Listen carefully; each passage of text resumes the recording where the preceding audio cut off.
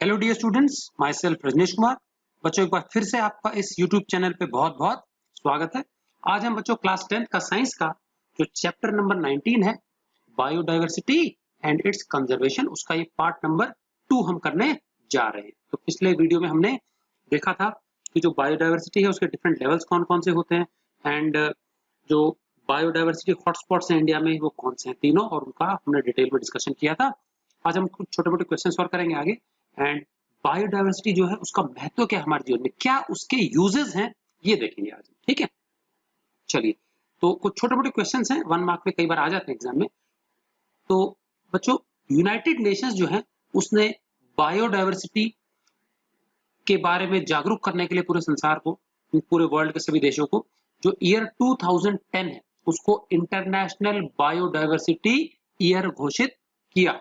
ठीक है, सो ये आता कई बार कि which year has been declared by the United Nations as the international biodiversity year. तो ये साल कौन सा है? ये है वर्ष 2010 या 2010। चलिए, उसके बाद बच्चों एक आइलैंड है, आइलैंड कंट्री है मॉरिशियस। ठीक है, इसकी खोज हुई थी बच्चों 1658 में, और इसकी खोज के बाद में वहां पे एक पक्षी पाया जाता था डोडो, जो कि उड़ान नहीं भर सकता। ठीक है, तो इसके लिए बहुत ज्यादा फेमस है ये आइलैंड। सो क्वेश्चन यहाँ आता है इसका 1 मार्क का कई बार। When the island of Mauritius was discovered, जब इस आइलैंड की खोज हुई, for which endemic species was it famous for, ये किस लोकल प्रजाति के लिए फेमस था, किसके लिए प्रसिद्ध था? तो ये प्रसिद्ध था बच्चों, एक फ्लाइटलेस बर्ड है डोडो, उसके लिए ये फेमस था। आज की तारीख में ये पक्षी जो है ये एक्सटिंक्ट हो चुका है, विलुप्त हो चुका है। So Mauritius was discovered in the year 1658 and it was famous for a flightless bird dodo which is now extinct. ये अभी विलुप्त हो चुका है, तो ये एक रेयर प्रजाति थी पक्षी की। उसके बाद बच्चों एक हमारा प्लांट है जिसका नाम है टेक्सास बकाटा। टेक्सास बकाटा, इसकी छाल से बच्चों कैंसर के ट्रीटमेंट के लिए मेडिसिन तैयार की जाती है। तो ये भी 1 मार्क का क्वेश्चन आता है कई बार। The bark of which plant is used to treat cancer. तो कैंसर की मेडिसिन जो होती है इसकी छाल से, इस प्लांट की छाल से निकाली जाती है। प्लांट का नाम है टेक्सास बकाटा, ये साइंटिफिक नेम है। चलिए, उसके बाद एक हमको फुल फॉर्म पूछते हैं, एक्सपैंड साइट्स, CITES, सिटीज नहीं पढ़ेंगे इसको, साइट्स। तो बच्चों वर्ल्ड लेवल पे जो है अलग अलग जो देश हैं वो कई बार व्यापार करते हैं एक दूसरे के साथ, इंटरनेशनल ट्रेड में एक दूसरे के साथ लिप्त होते हैं। तो ट्रेडिंग के समय कुछ कायदे कानून बनाए गए हैं इंडेंजर्ड कैटेगरी की जो प्रजातियां, चाहे वो प्लांट्स हो, चाहे वो एनिमल्स हो, चाहे माइक्रो ऑर्गेनिजम्स हो, जो खतरे के निशान में है, जो इंडेंजर्ड कैटेगरी की प्रजातियां हैं, उनके जो ट्रेड है, व्यापार है, उससे संबंधित कुछ कायदे कानून नियम बनाए गए हैं जिनको सभी कंट्रीज को फॉलो करना आवश्यक है। क्या चीज एक्सपोर्ट की जा सकती है, किसकी खरीद बिक्री हो सकती है, किसकी नहीं हो सकती है। ठीक है, किन किन बातों का ध्यान रखना है, कौन से रूल्स एंड रेगुलेशंस हैं, वो सब इसके तहत आते हैं। तो ये है बच्चों CITES। क्या होता है? कन्वेंशन, मतलब रूल्स हो गए, set of rules, convention on international trade in endangered species. समझ में आ गया? ये क्या है? सेट ऑफ रूल्स है जो कि अंतरराष्ट्रीय व्यापार के तहत बनाए गए हैं। किसमें? जब व्यापार किसमें होना? इंडेंजर्ड स्पीसीज में व्यापार होना, जो हमारी खतरे के निशान में है, जो प्रजातियां, उनका यदि व्यापार करना है तो उसके लिए कुछ सेट ऑफ रूल्स है, वो है साइट्स। चलिए, इसी प्रकार से एक और है हमारा एब्रीविएशन आ जाता है CBD, NBA, कुछ ये एब्रीविएशन है, तो इनके फुल फॉर्म कई बार पूछ ले जाते हैं बच्चों, 1 मार्क के क्वेश्चन में पूछ ले जाते हैं। तो CBD है बच्चों कन्वेंशन ऑन बायोडाइवर्सिटी। बायोडाइवर्सिटी पे एक कन्वेंशन है, और आज की तारीख में इस कन्वेंशन को, तो गाइडलाइंस है, कुछ बायोडाइवर्सिटी की रक्षा हेतु कुछ गाइडलाइंस है जो कि कंट्रीज फॉलो करने के लिए प्लेज करते हैं। तो आज की तारीख में बच्चों 193 कंट्रीज हैं, इन्होंने इस कन्वेंशन को स्वीकार किया है और इसके रूल्स एंड रेगुलेशंस को वो मानते हैं। तो CBD कन्वेंशन ऑन बायोडाइवर्सिटी। ठीक है, तो आज इसके कितने मेंबर कंट्रीज हैं, साइनेटरी कंट्रीज हैं? 193। उसके बाद बच्चों NBA, वैसे तो ये USA की बास्केटबॉल एजेंसी भी है, NBA national basketball agency, but बच्चों यहाँ पे स्पोर्ट्स का वो लेना देना नहीं है। ये हमारे देश में है नेशनल बायोडाइवर्सिटी अथॉरिटी। समझ में आ गया? तो जो बायोडाइवर्सिटी से रिलेटेड जो इंपॉर्टेंट मुद्दे होते हैं उसके ऊपर जो भी निर्णय लेना होता है वो इस अथॉरिटी को लेना होता है, नेशनल बायोडाइवर्सिटी अथॉरिटी।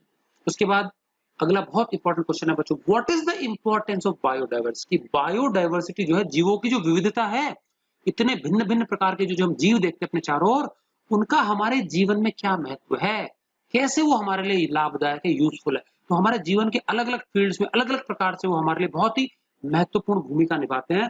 तो देखेंगे इनका क्या महत्व है हमारे लिए। ठीक है, सो जो बायोडाइवर्सिटी है बच्चों, जीवों की जो विविधता है, वो एक तरह से प्रकृति का हमारे लिए बहुत ही अनमोल तोहफा है, एडमायरेबल गिफ्ट है। समझ में आ गया? और इस गिफ्ट को हमको दोनों हाथों से स्वीकार करना चाहिए, इसके साथ छेड़खानी नहीं करनी चाहिए, कोशिश करें इसको फलने फूलने दें, इसको नुकसान न पहुंचाए, हमारे हित में होगा ये।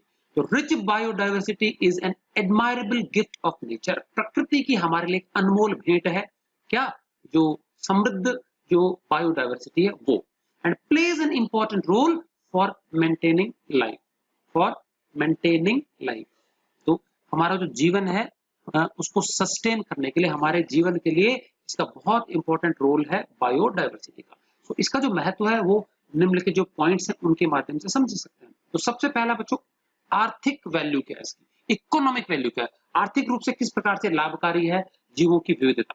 चलिए, तो सीधी बात है, विविधता का मतलब हमको कई प्रकार के यूजफुल रॉ मटेरियल्स मिलते हैं, चाहे वो प्लांट्स हो, चाहे वो एनिमल्स हो, फॉरेस्ट हो, ठीक है, कई प्रकार की चीजें हमको मिलती है। तो देखते हैं, we get a variety of useful raw materials for industries, हमारा जो उद्योग है उनके लिए कई प्रकार का जो कच्चा माल है, कच्चा माल वो हमको मिलता है, एनिमल्स से भी मिलता है, प्लांट से मिलता है। तो पहले देखते हैं एनिमल से क्या क्या कच्चा माल मिलता है।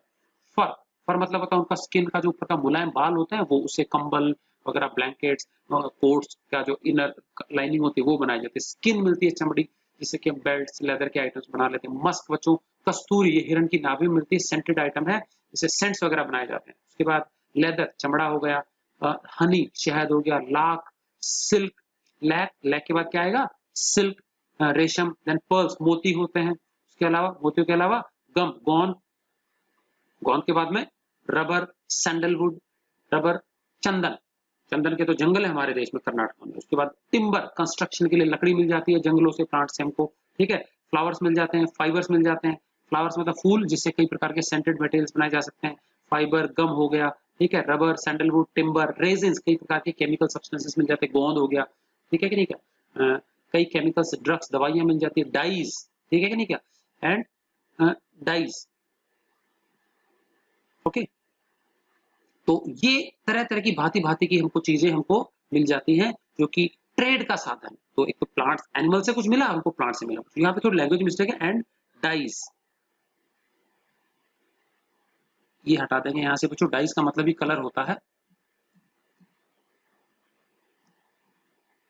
ठीक है।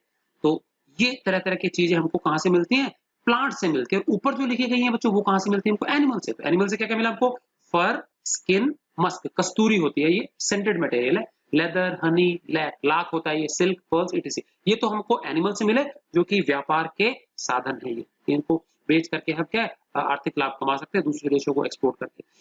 We also get plant products, और हमको प्लांट से क्या मिलते हैं, हमको कई भांति भांति के फूल मिलते हैं, जैसे कई प्रकार के सेंट्स बनाए जाते हैं, फाइबर मिलता है, इवन हमारा जो होली का कलर होता है बच्चों, जो फूलों के पेटल के जो पाउडर्स होते हैं उनसे बनाया जाता है, जो हमारा हर्बल कलर्स होते हैं। देन गम हो गया, रबर हो गया, चंदन, टिम्बर, कंस्ट्रक्शन की लकड़ी, रेजिन्स, कई प्रकार के केमिकल सब्सटेंसेस होते हैं जो हमको पेड़ों से मिलते हैं। डाइज हो गया, इसमें एग्जांपल हमारा आ गया बच्चों गूगल, आपने देखा होगा गूगल जो होता है, इससे एक हमको सेंटेड मेटल मिलता है, जो अगरबत्ती के धूप में इनमें डलता है, ठीक है नहीं क्या, तो रेजिन्स कहलाते हैं, रेजिन कैटेगरी की चीज है, ठीक है। डाइज हो गया, डाइज मतलब कलर्स। देन उसके बाद कुछ हमारे बच्चों प्लांट्स हैं जो कि बायोफ्यूल बनाने का काम करते हैं, ठीक। तो इसमें दो मेन प्लांट्स हमारा, एक तो है जाट्रोपा और एक है कारण। ये दो ऐसे प्लांट्स हैं which are used as biofuels, biodiesel के नाम से भी जाना जाता है इनको।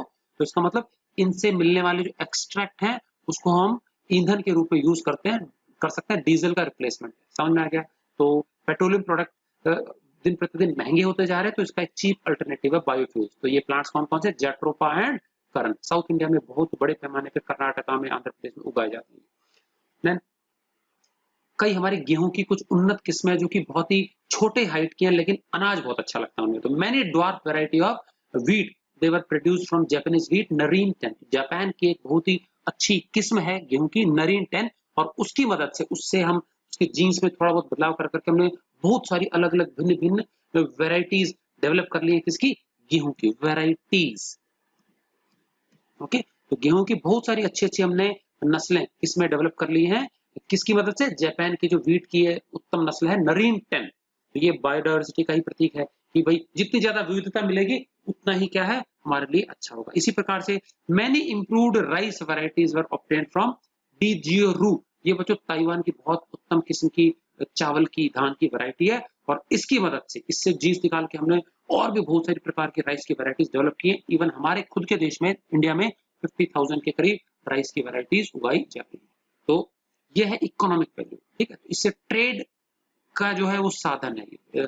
कई देशों में ट्रेड जो होती है वो इनके माध्यम से हो सकती है, व्यापार इनके माध्यम से हो सकता है, जिससे आर्थिक लाभ मिलेगा किसी भी कंट्री को। उसके बाद फूड वैल्यू बच्चों, तरह तरह का भोज्य पदार्थ जो है खाने योग्य मटेरियल्स हमको प्लांट्स और एनिमल्स से मिलते हैं जो कि बायोडायवर्सिटी का हिस्सा है। So we get a variety of food from various kinds of plants and animals. भांति भांति के प्लांट्स और एनिमल्स से हमको तरह तरह के भोजन योग्य चीजें मिलती हैं। भोजन में भोजन के रूप में जिनको हम यूज कर सकते हैं खाने पीने के लिए। ये चीजें हैं सीरियल्स, अनाज हो गया, पल्सेस हो गया, दालें, ऑयल सीड जिनसे तेल निकलते हैं, खाद्य तेल, दलहन भी बोलते हैं इनको।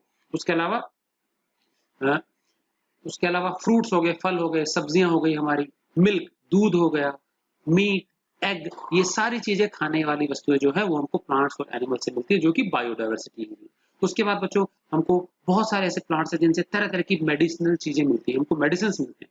और ये मेडिसिन हमारी तरह तरह की बीमारियों में, इवन जो बहुत जटिल से जटिल खतरनाक बीमारियां उनके ट्रीटमेंट में भी हमारे ये बहुत काम आती है। सो लगभग हमारे संसार की जो 70% पॉपुलेशन है बच्चों, वो उन दवाइयों का इस्तेमाल करती है जो कि हमको प्लांट से मिलती है, प्लांट के एक्सट्रैक्ट से मिलती है। समझ आ गया कि नहीं क्या? So about 70% of the world's population it depends directly upon plants for medicine. तो चिकित्सा के लिए, दवाइयों के लिए हम प्लांट्स पे बहुत ज्यादा निर्भर है। Some of these drugs and medicine are, तो कुछ ऐसी ड्रग्स जो है, पहले तो जो ओपियम है हमारा बच्चों, ओपियम जो है ना, अफीम का जो पौधा होता है, उससे दुनिया भर की दवाइयां बनती हैं। तो उसमें से कुछ इंपॉर्टेंट वंस है, मॉर्फिन है, कोडीन है, कैफीन है, क्विनाइन। क्विनाइन अलग है जो कि हमारे को सिंकोना ऑफिसिनालिस नामक प्लांट से मिलती है, उसके छाल से मिलती है। मलेरिया की दवाई निकलती है इससे, क्लोरोक्विन एंड प्राइमक्विन। तो क्विनाइन ट्री के छाल से मिलती है, बार्क से मिलती है हमको। इसी प्रकार से विनक्रिस्टिन एंड विनब्लास्टिन नामक ये दो दवाइयां जो ब्लड कैंसर, ल्यूकेमिया मतलब ब्लड कैंसर के ट्रीटमेंट में यूज होती है, प्लांट से आती है।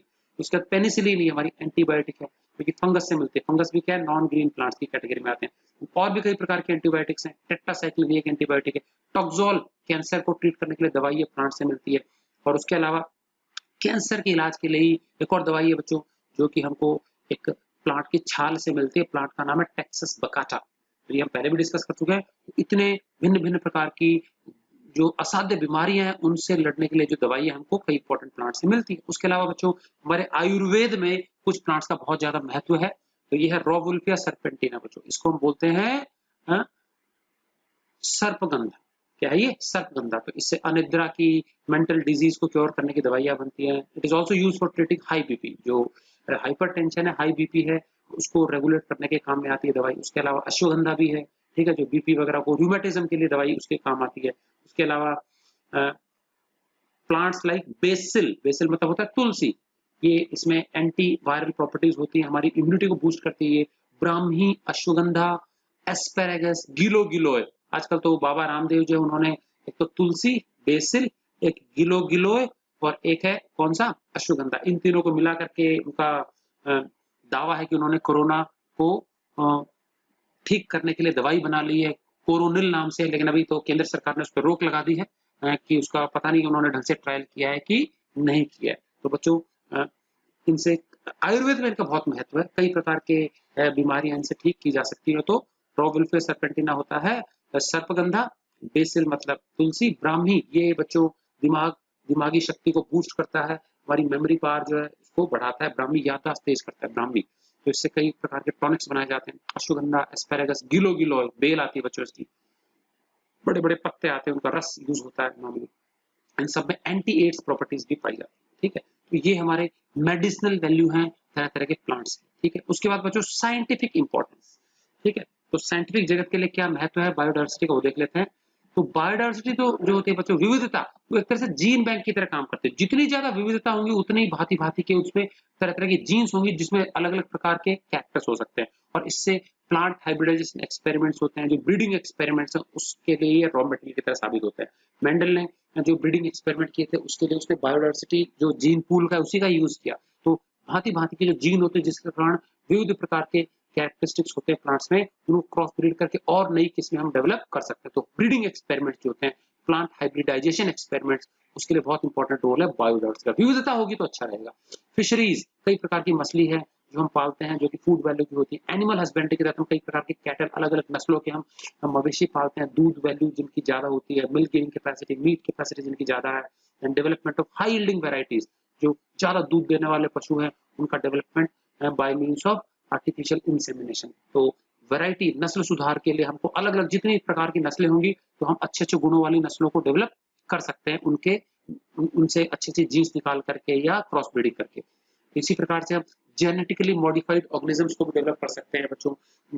एक कोई भी ऑर्गेनिज्म है उसमें हम यूजफुल अच्छी जीन्स वाले अच्छी जीन्स को इंट्रोड्यूस करके उसमें यूजफुल कैरेक्टर्स इंट्रोड्यूस कर सकते हैं। उसमें जो बेकार की जीन्स है उसको कट करके वो कैरेक्टर्स एलिमिनेट कर सकते हैं। तो इस प्रकार से हम जेनेटिकली उनके डीएनए को अल्टर करके हम मॉडिफिकेशन करके जेनेटिकली मॉडिफाइड ऑर्गेनिजम्स तैयार कर सकते हैं। प्लांट्स भी हो सकते हैं, एनिमल्स भी हो सकते हैं। आज की तारीख में हमारे अधिकतर जो सीरियल्स है वो जेनेटिकली मॉडिफाइड प्लांट्स ही होते हैं। ठीक है, उसके बाद many insects and frogs they are used for various kind of scientific research। कई प्रकार के इंसेक्ट्स हैं, एक फ्रूट फ्लाई आती है ड्रोसोफिला, उसमें कई जेनेटिक एक्सपेरिमेंट्स किए गए हैं। इसी प्रकार से जो मेंढक है वो साइंटिफिक रिसर्च का क्षेत्र है, उस पर भी कई प्रकार के साइंटिफिक एक्सपेरिमेंट्स किए जाते हैं, लेबोरेटरी वर्क। ठीक है, तो ये है हम इनका साइंटिफिक इंपॉर्टेंस। उसका देखेंगे बच्चों, जो हमारा इकोसिस्टम है, जो हमारा पारिस्थितिक तंत्र है, जो हमारा पर्यावरण है, उसमें बैलेंस बनाए रखने के लिए भी बायोडायवर्सिटी का बहुत इंपॉर्टेंट रोल है। So, role of biodiversity in maintaining balance in ecosystem. Various kinds of microorganisms decompose dead bodies.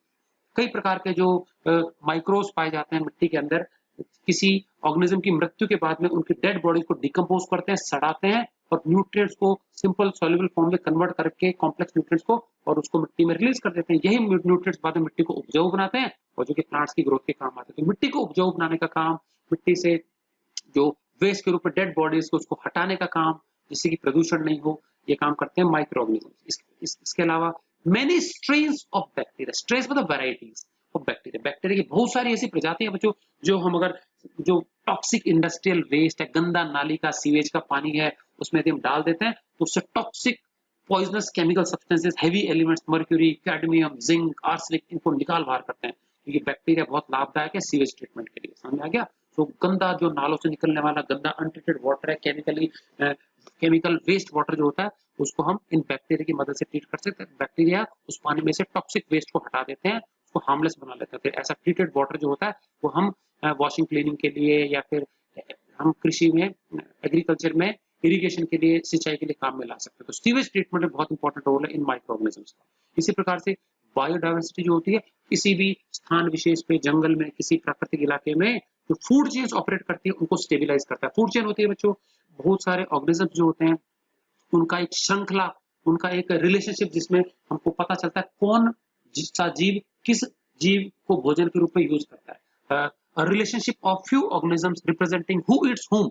तो ये एक तरह से प्रेडेटर प्रे रिलेशनशिप है, शिकारी और शिकार, इसका संबंध है, कौन किसको खाता है। फॉर एग्जांपल बच्चों, एक मैं 4 ऑर्गेनिजम्स का एग्जांपल बताता हूँ। ग्रास एक प्रकार का ऑर्गेनिज्म है।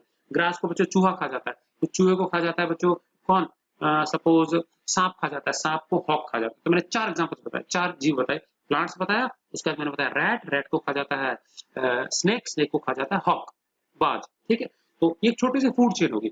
अब बच्चों मुझे बताओ कि अगर विविधता बहुत ज्यादा होगी, किसी स्थान विशिष्ट बहुत प्रकार के जीव जंतु रह रहे होंगे, तो मान लीजिए किसी कारणवश वहां के रैट खत्म हो जाए, तो रैट खत्म हो जाए तो मुझे बताओ, अगर सांपों को सिर्फ रैट ही अवेलेबल हो, रैट ही उनको भोजन के रूप में यूज करने को मिले और रैट नष्ट हो जाए, तो सांप भी मरेंगे। सांप मरेंगे तो फिर बाजों को भी भोजन नहीं मिलेगा। लेकिन मान लीजिए अगर रैट उनको नहीं मिलते, सांपों को मेंढक मिल जाते हैं, उनको ग्रास हॉपर्स मिल जाते हैं, उनको दूसरे जीव मिल जाते हैं, उनको रैबिट्स मिल जाते हैं, तरह तरह के जीव मिल जाते हैं, तो एक तरह से क्या है, उनके लिए तो अल्टरनेटिव फूड की व्यवस्था हो गई। तो फूड चेन स्टेबलाइज रहेगी, कोई भी जीव मरेगा खपेगा नहीं, सब एक दूसरे के लिए हेल्पफुल होंगे। तो जितनी ज्यादा विविधता उतना ही उनके जीने के चांसेस ज्यादा, उतना ही फूड चेन क्या होती है बच्चों, स्टेबल होती है। तो ऐसे इस प्रकार से एक इकोसिस्टम के अंदर बहुत सारी इंडिपेंडेंट फूड चेन्स एक दूसरे के साथ लिंक होती है। एक फूड चेन का कोई ऑर्गेनिज्म है वो किसी दूसरे फूड चेन के ऑर्गेनिज्म को भोजन बना सकता है, उसका भोजन बन सकता है। सब इंटररिलेटेड, एक तरह से क्रॉस नेटवर्क होता है बहुत सारी फूड चेन्स का। इस प्रकार का जो इंटरवोवन जाल होता है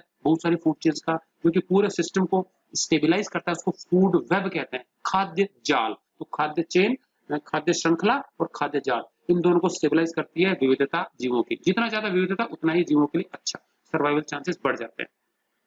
if one type of food gets scarce, scarce मतलब कमी, यदि एक प्रकार के भोजन की कमी आ जाती है बच्चों, the organism can get food from alternative sources. तो भाई उसके पास तो खूब सारे विकल्प मौजूद होंगे, तो जीव को क्या है, दूसरे फूड चेन्स में जो दूसरे ऑर्गेनिजम्स हैं उनको भोजन के रूप में यूज कर सकता है, मरेगा नहीं, तो एलिमिनेट नहीं होगा, तो स्टेबिलिटी बनी रहती है फूड चेन की, फूड वेब की, और इससे हमारा इकोसिस्टम, पारिस्थितिकी तंत्र जो है वो भी बैलेंस में रहेगा, पर्यावरण बैलेंस में रहेगा, सबको जीने का मौका मिलेगा। उसके बाद अगला है cultural, spiritual and aesthetic value. ये मतलब होता है हमारी सांस्कृतिक वैल्यू क्या जुड़ी हुई है, हमारे सांस्कृतिक विश्वास, हमारी स्पिरिचुअल धार्मिक आस्था जुड़ी हुई है। तो आस्था कैसे जुड़ी हुई है, आस्था मतलब विश्वास है, भरोसा है। बहुत सारे ऐसे प्लांट्स है बच्चों जिसको हमारे धर्म में, जिनको धार्मिक प्रवृत्ति का माना गया है, या ऐसे प्लांट्स हैं जिनकी रिलीजियस वैल्यू है। हमारे वेद पुराणों में भी इनको बहुत ही पवित्र प्लांट माना गया। आज भी लोग इनकी पूजा करते हैं, अर्चना करते हैं, इनको जल चढ़ाते हैं, मंदिरों में क्या इनकी पूजा की जाती है। ठीक है, तो इनमें से कुछ प्लांट हमारे बच्चों, केले का प्लांट, बनाना हो गया, स्वर्ग का प्लांट कहा जाता है इसको।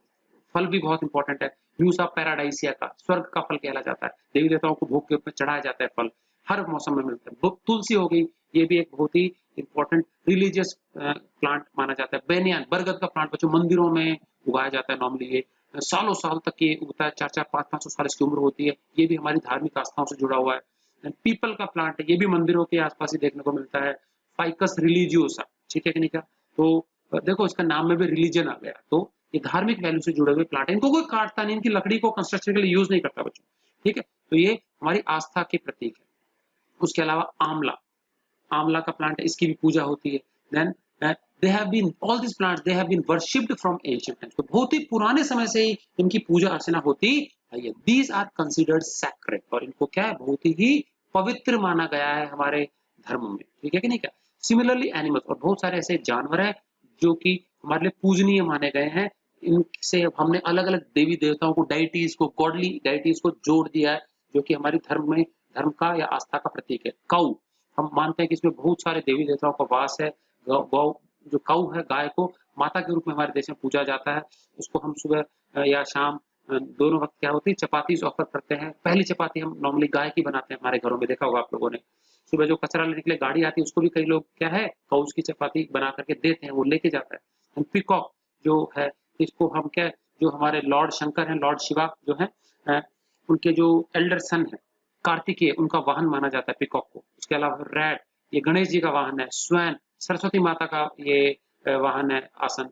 एलिफेंट जो है ये इंद्र, ऐरावत, इंद्र का ये सवारी है। उसके अलावा स्नेक, ये शंकर जी के गले में रहता है। टाइगर, या दुर्गा, गॉडेस दुर्गा जो है, उनका ये वाहन, ठीक है। तो बच्चों हर किसी जीव को उसका इंपॉर्टेंस अपना प्रकृति में, तो इसके इंपॉर्टेंस को समझाने के लिए बच्चों हमारे जो ऋषि मुनि उन्होंने बहुत अच्छा काम किया है कि उन्होंने क्या है, इनको किसी न किसी देवी देवताओं से एसोसिएट कर दिया है इन जीवों को, जिससे कि इनका महत्व लोग समझे, इनको व्यर्थ ही इनको परेशान ना करें, इनको मारे, ठीक है ना। तो बहुत ही हमारे दूरदर्शी थे हमारे जो ऋषि मुनि थे, ठीक है। So these are associated with godly deities and have religious value, इनका धार्मिक वैल्यू है इनकी। This underlies the importance of biodiversity and religion, तो हमारे धर्म में भी क्या बहुत महत्व है जीवों की विविधता का, जितनी विविधता उतना अच्छा हमारे लिए। ड्यूरिंग यज्ञनास, जब यज्ञ करते हैं, हम हवन करते हैं, वी रिक्वायर मैंगो वुड, तो आम की लकड़ी का उसमें यूज होता है। आम की लकड़ी हवन कुंड में डाली जाती है एज फायरवुड, जलावन के लिए। कस्कूटा, अमरबेल बच्चों वैसे तो एक पैरासिटिक प्लांट है, बट ये कई बार जब नींव लगाई जाती है, हवन वगैरह किए जाते हैं, तो उसमें इसको यूज किया जाता है। शहद वगैरह लगता है, अमरबेल लगती है, कई प्रकार की चीजें उसमें लगती है पूजन सामग्री में, हवन सामग्री में। उसके अलावा जो रुद्राक्ष होता है बच्चों, इसके जो मन के होते हैं, बीड्स होते हैं, वो माला के रूप में पिरो दिए जाते हैं, जो कि बहुत ही धार्मिक या हमारे आस्था का प्रतीक है। कई लोग इस रुद्राक्ष की माला भी रखते हैं घर में भगवान का नाम जपने के लिए। तो रुद्र और कई जो ऋषि मुनि होते हैं, वो देखा होगा अपने बाजुओं पे, अपने सर पे बांध के रखते हैं इसको, रुद्राक्ष की जो माला होती है वो। तो ये भी क्या है, हमारी आस्था का, धर्म का प्रतीक है। तो बच्चों ये हमारे हिंदू दर्शन में या धर्म में बहुत ही पवित्र माने गए हैं ये प्लांट्स, क्लियर, और एनिमल्स भी। चलिए, तो ये था इतना सारा इंपॉर्टेंस बायोडायवर्सिटी का। तो इसमें से किसी भी पॉइंट के ऊपर छोटा मोटा क्वेश्चन आ सकता है, कंप्लीट बड़ा क्वेश्चन भी आ सकता है 4 मार्क्स के अंदर, ठीक है कि नहीं। तो सारे आपको ध्यान से पढ़ना है। उसके बाद बच्चों एक इंपॉर्टेंट चीज है कि बायोडायवर्सिटी जो होती है उसकी कई बार नुकसान होता है, और नुकसान होता है फॉरेन स्पीसीज, फॉरेन होता है विदेशी स्पीसीज। हमारे यहाँ की जो लोकल प्रजातियां हैं वो यहाँ पे रहने के लिए सूटेड, ठीक है, लेकिन कई बार क्या होता है, अच्छे के चक्कर में हम बाहर से, विदेशों से कुछ दूसरी प्रजातियों को ला करके यहाँ बसा लेते हैं, और फिर होता क्या है, वो जो विदेशी प्रजातियां होती है वो कहीं ज्यादा ताकतवर होती है, और वो यहाँ पे इस प्रकार से फलती फूलती है कि वो यहाँ की जो लोकल वेराइटीज है उसको उगने का मौका ही नहीं देती, और पूरी तरीके से यहाँ पे एक छत्र कब्जा कर लेती है। तो ऐसी एक आधी प्रजातियां जो हम कई भी बाहर से लाए हैं, इसका एग्जांपल मैं बता दूंगा, और उनको लाने के बाद में यहाँ वो इस प्रकार से स्थापित हो गई हैं कि उन्होंने क्या है, यहाँ पे लोकल प्रजातियों के लिए एक तरह से खतरा साबित हुई है, ठीक है। तो इस प्रकार से जो एक आधी प्रजाति को बसाने के चक्कर में एक आधी प्रजाति हम लेके तो आए गलती से, लेकिन उसने यहाँ की बहुत सारी लोकल बायोडायवर्सिटी को नष्ट कर दिया। तो इसका मतलब बच्चों, अगर हम एक दो प्रकार के प्लांट्स ला के उगा रहे हैं लेकिन वो 10-20 प्रकार के प्लांट्स को उगने से रोक दें, तो ये तो एक्चुअली नुकसान हो गया लोकल बायोडायवर्सिटी का। तो ऐसा हमको नहीं करना चाहिए। तो ये है पॉइंट, क्या है, how is biodiversity affected by attack of exotic या फॉरेन स्पीसीज। जो विदेशी कुछ नस्लें हैं, ताकतवर नस्लें हैं, उनके अटैक से क्या नुकसान होता है लोकल बायोडायवर्सिटी को। इन्वेजन मतलब होता है बच्चों अतिक्रमण, आक्रमण। The invasion of foreign species produces imbalance in the entire ecosystem. पूरा जो पर्यावरण है, पूरा जो पारिस्थितिकी तंत्र है, उसमें एक तरह से अव्यवस्था हो जाती है, इम्बैलेंस आ जाता है, जब इस प्रकार की कोई फॉरेन स्पीसीज को हम ले आते हैं किसी स्थान विशेष पे ग्रो करने के लिए। Due to their presence there is a danger of extinction of local species. और उनके प्रेजेंस से जो हमारी लोकल वेराइटीज है, लोकल प्लांट्स एनिमल्स, उनको क्या है, काफी खतरा होता है। तो उनके जो सर्वाइवल है उसके चांसेस बहुत कम हो जाते हैं। तो कैसे देखते हैं बच्चों, एक ग्रास है लेंटाना ग्रास। ये लेंटाना ग्रास बच्चों मैक्सिको में हुआ करती थी, और ऑर्नामेंटल प्लांट है, बहुत सुंदर पीले कलर के फूल इस पे निकलते हैं। तो बच्चों कुछ हमारे हिंदुस्तानी लोग, इवन राजस्थान की, ठीक है, वो मैक्सिको से इसके बीज चुरा लाए, ये सोच करके कितना सुंदर फूल वाला प्लांट है, हम अपने देश में उगाएंगे, और उसको ला करके बच्चों यहाँ पे राजस्थान में माउंट आबू में विस्थापित कर दिया उन बीजों को। माउंट आबू एक प्लेटू है, टेबल टॉप माउंटेन है, और वहां पे धीरे धीरे ये बहुत ही बेकार घास है बच्चों। एक बार ये हो फैलने लग गई तो ये मिट्टी के अंदर कुछ ऐसे टॉक्सिन्स, जहरीले तत्व प्रोड्यूस करती है कि दूसरी किसी चीज को उगने ही नहीं देती, मिट्टी को पूरी तरह से बंजर कर देती है, ठीक है। तो बच्चों इसको उगाया तो माउंट आबू के पठार पे था, प्लेटू पे उगाया था, लेकिन धीरे धीरे वहां से ये बीज डिस्प्लेस होकर पूरी नीचे की घाटी में कम से कम 50-100 किलोमीटर के दायरे में ये बीज फैल गए, और इस लेंटाना ग्रास ने अपने आप को इस कदर इस्टेब्लिश कर लिया पूरी घाटी में कि आज वहां की मिट्टी पूरी तरह से तहस नहस हो गई है, नेचुरल वेजिटेशन के लिए खतरा बन गई। अब वहां कुछ नहीं उगता, पूरी भूमि बंजर हो गई है, ठीक है। तो ये एक तरह से लोकल बायोडायवर्सिटी के लिए खतरा। सो देखो इधर, this plant releases some toxins in the soil. तो 1807 में इसको ला करके इंडिया में स्टैब्लिश किया था, और तब से क्या है, ये जो प्लांट है ये कुछ टॉक्सिन, जहरीले तत्व मिट्टी में रिलीज करता है जो कि दूसरे प्लांट्स को आसपास उगने नहीं देता है। After it's introduction in mount Abu it slowly spread over a vast area destroying it's natural vegetation. Mount Abu में इसको इंट्रोड्यूस करने के बाद में धीरे धीरे ये पूरे पठार पे प्लस नीचे की घाटी वाले रीजन में फैल गया, और इसने बहुत बड़े इलाके को तबाह कर दिया, वहां की नेचुरल वेजिटेशन को नष्ट कर दिया। Thus it prove to be a serious threat to the local biodiversity. और वहां की जो लोकल जो प्रजातियां हैं प्लांट्स की, उनके लिए एक सीरियस खतरा ये बन गया, उनको उगने नहीं देता। इसी प्रकार से एक और घास है बच्चों, पार्थिनियम ग्रास। यहाँ की लोकल लैंग्वेज में इसको कांग्रेस ग्रास कहा जाता है। कड़वी घास है बच्चों, इतनी बेकार घास है, जानवर भी इसको खाते नहीं है, जानवर खा जाते हैं तो उनका दूध कड़वा हो जाता है, ठीक है ना। सो कांग्रेस ग्रास बच्चों ये हमारे देश में अमेरिका से आ गई थी, हमने वहां से 1950 में व्हीट इंपोर्ट किया था, तो व्हीट के साथ ही कंटेमिनेशन के रूप में कुछ बीज आ गए इस घास के, फिर उन बीजों को हमने यहाँ पे उगाया तो एक घास के, उसके अंदर इस घास के बीज भी खेतों में उग गए, और फिर धीरे धीरे उसके बीज इस कदर फैले कि आज हमारे देश का ऐसा कोई डिस्ट्रिक्ट नहीं बचा है, जिला नहीं बचा जहां पे घास नहीं पाई जाती। It can be seen all over the India everywhere. समझ में, पूरे देश में घास फैल चुकी है, पार्थिनियम ग्रास, ठीक है कि नहीं क्या। It is a dangerous grass and contains many allergy causing chemicals, कई एलर्जी कॉज करने वाले केमिकल्स हैं। दूध कड़वा हो जाता है, इंडाइजेशन की प्रॉब्लम आ जाएगी, उल्टी आने लगेंगी अगर हमारे बॉडी में चला जाता है इसके toxins. Even animals don't eat it, जानवर भी इसको नहीं खाते। बहुत भूख से परेशान है जानवर, गलती से खा भी लिया तो उसका दूध कड़वा हो जाएगा, हम पी नहीं पाएंगे, बेकार हो जाएगा, फेंकना पड़ेगा।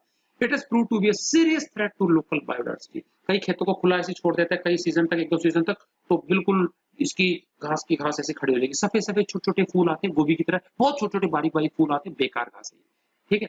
तो ये भी एक तरह से लोकल वैरायटीज के लिए एक तरह से ये खतरा साबित हुई।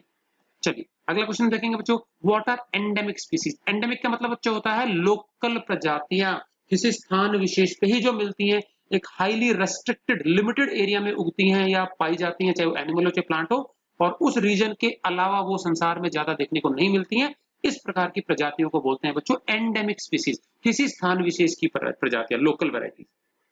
सो व्हाट आर एंडेमिक स्पीसीज, कुछ एग्जांपल देने हमको। तो एंडेमिक स्पीसीज दोज स्पीसीज, वे प्रजातियां which are found only in a specific area, जो कि एक स्थान विशेष पे ही मिलती हैं, और their distribution is in a limited area, या फिर उनका जो प्रेजेंस होती है वो एक हाईली लिमिटेड, एक सीमित इलाके में ही वो पाई जाती हैं।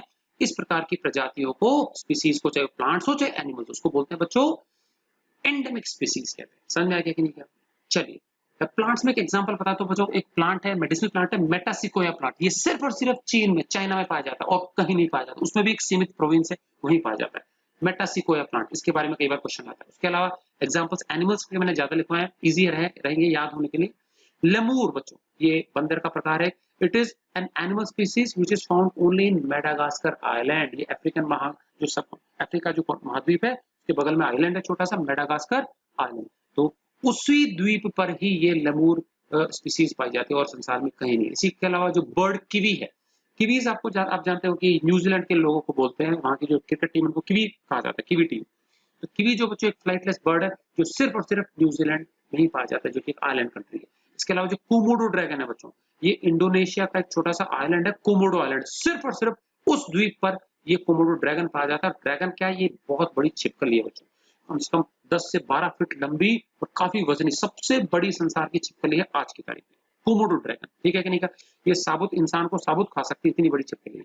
ठीक, कार्निवोर जीव है ये, गाय भैंसों तक कोई छोड़ती नहीं है, साबुत ही उनको ले जाती है कई बार, इतनी बड़ी छिपकली है। उसके बाद और जहरीली भी गिर लायंस, और जो हमारे गुजरात के जो गिर के जो शेर है, बब्बर शेर, वो सिर्फ और सिर्फ गुजरात रीजन में पाए जाते हैं, साउथ इंडिया में पूरी जगह। ठीक है, अगर जू में रखे हैं एक दो वो अलग बात है, अदरवाइज नेचुरल कंडीशंस में भ्रमण करते हुए वो जंगलों में, गिर के जंगलों में ही हमको मिलते हैं। तो नेशनल पार्क घोषित किया उन्होंने गिर के जंगलों को। उसके बाद हमारा ब्लैक बक, काले हिरण बच्चों हमारे राजस्थान में, चूरू का एक सेंचुरी ताल छापर, उसमें मिलते हैं। प्लस वाइल्ड कंडीशन में फ्री घूमते हुए हमको चूरू में वो बहुत दिखाई दे जाएंगे। उसके अलावा ये संसार में कहीं नहीं मिलते काले हिरण। सलमान खान के ऊपर केस इसी प्रकार के काले हिरण के शिकार के कारण चल रहा है, 3-4 एक्टर्स जो है उसमें फंसे हुए हैं, वो अभी भी शायद वो छूटे नहीं है, इस केस से बरी नहीं हुए। ब्लैक बक ये हाईली इंडेंजर्ड कैटेगरी है ऑर्गेनिज्म। उसके बाद आता है बच्चों पश्मीना गोट, ये लेह लद्दाख रीजन में पाई जाती है बच्चों, पहाड़ी बकरी है, इसके शरीर पे बहुत मुलायम लंबे लंबे बाल आते हैं, ऊन मिलती है इससे हमको। ठीक है, पश्मीना गोट, दूध के लिए भी इसको वहां लोग पालते हैं, लद्दाख रीजन में बर्फीले प्रदेशों में बहुत आराम से रह जाती है। ठीक है, तो वूली फर होता है इसके शरीर के ऊपर। उसके बाद बच्चों हमारे भारत देश में हाल ही के पिछले 20-25-30 सालों के अंदर कौन सा एनिमल जो होता है एक्सटिंक्ट हो चुका है एक्सेसिव हंटिंग के कारण? तो बच्चों चीता।